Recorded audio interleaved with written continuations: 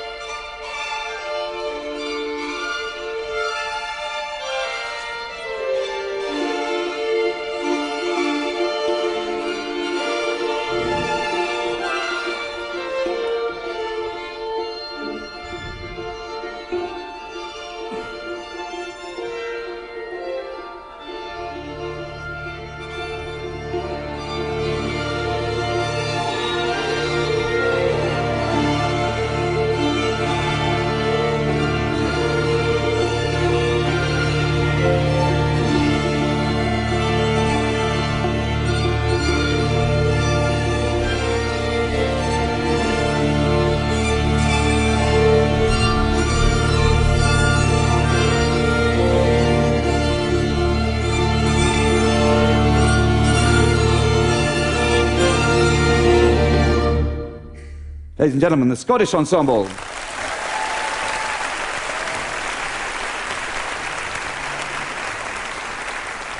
So, in order for all this to work, obviously I have got to be in a position of trust. I have to trust the orchestra, and even more crucially, I have to trust myself. Think about it, when you're in a position of not trusting, what do? You overcompensate, and in my game that means you over-gesticulate. You end up like some kind of rabid windmill.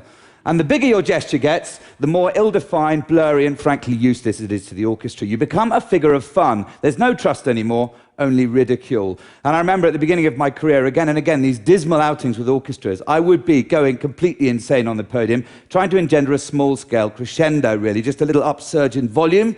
Bugger me, they wouldn't give it to me.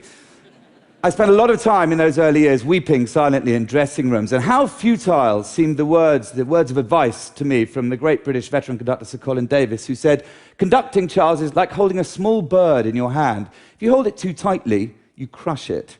If you hold it too loosely, it flies away." I have to say, in those days, I couldn't really even find the bird. Now, a fundamental and really viscerally important experience for me in terms of music has been my adventures in South Africa, the most dizzyingly musical country on the planet, in my view, but a country which, through its musical culture, has taught me one fundamental lesson, that through music making can come deep levels of fundamental, life-giving trust.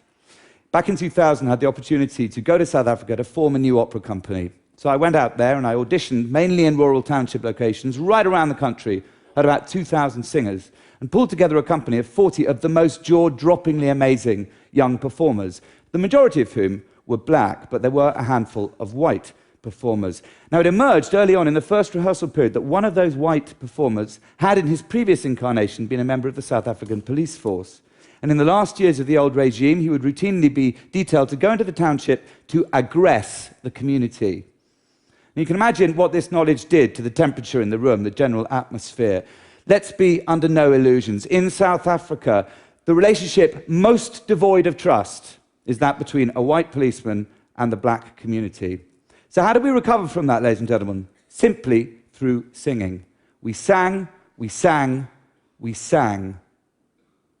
And amazingly, new trust grew, and indeed, friendship blossomed. And that showed me such a fundamental truth that music making and other forms of creativity can so often go to places where mere words cannot.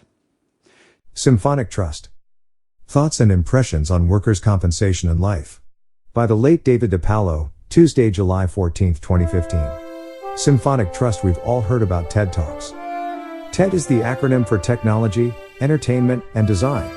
Engaging, short, about 12 minutes, talks that are published on the internet, TED.com. There's at least one topic that you and I will find interesting. One such talk was by symphony conductor Charles Hazelwood's about the role of trust between conductor and orchestra, which he describes as a miracle. It's a miracle that everything comes together to produce the sounds that move an audience. In the old days, Hazelwood explains, the conductor was in a position of power, a dictator, but that has evolved with society, and music reflects that evolution. We now have a more democratic view and way of making music, a two-way street, Hazelwood says. I, as the conductor, have to come to the rehearsal with a cast-iron sense of the outer architecture of that music, within which there is then immense personal freedom for the members of the orchestra to shine. There has to be, between me and orchestra, an unshakable bond of trust, born out of mutual respect, through which we can spin a musical narrative that we all believe in.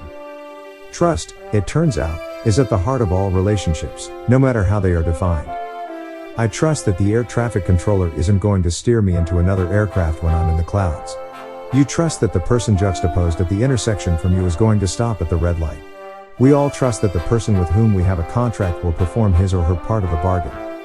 Trust is the glue that keeps humanity together, and a democratic freedom is the lubricant that keeps humanity moving. Trust is what allows us to make assumptions that things will go right. That $1 is worth $1, that a promise will be kept, that the Uber driver will pick us up and take us to where we want to go. The archetype of trust is workers' compensation.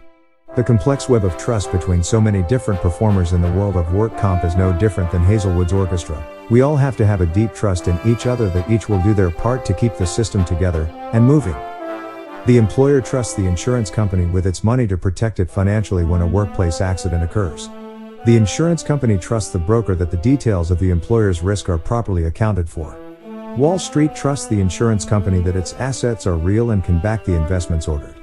The injured worker trusts that the doctor is going to provide the best treatment possible for the injury. The doctor trusts that the insurance company is going to pay his or her bill.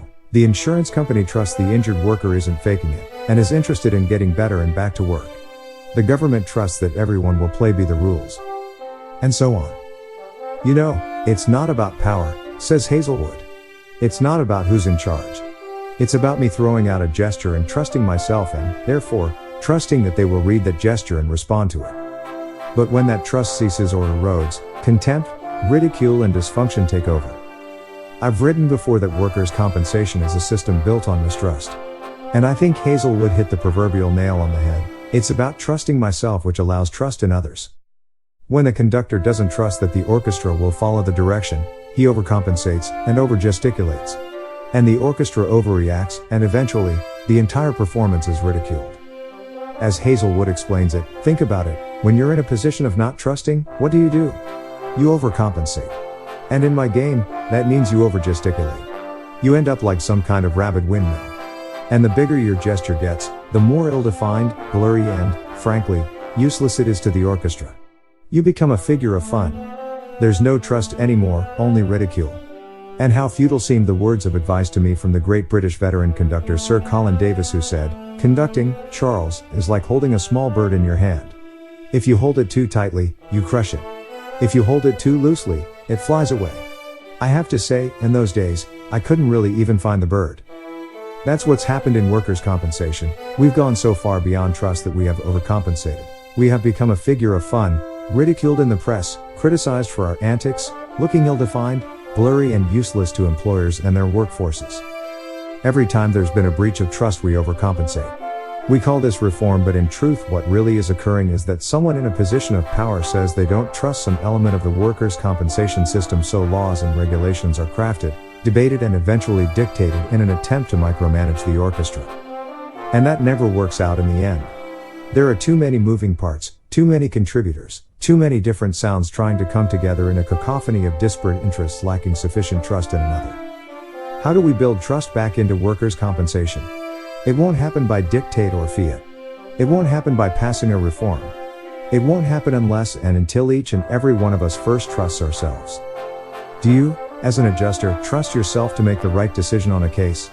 Do you, as an injured worker, trust yourself to overcome the burden of injury? Do you, as an employer, trust yourself to provide an environment safe for those injured at your business?